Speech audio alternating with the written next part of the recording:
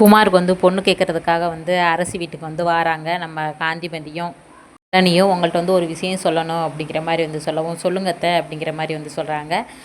நம்ம அரசியை வந்து குமாருக்கு வந்து கல்யாணம் பண்ணி வைக்கலாம் அப்படின்னு வந்து நினைக்கிறேன். நீங்கள் என்ன சொல்கிறீங்க அப்படிங்கிற மாதிரி வந்து கேட்கவும், நான் வந்து அரசிட்ட வந்து கேட்டுட்டு வந்து சொல்கிறேன் அப்படிங்கிற மாதிரி வந்து சொல்லிடுறாங்க.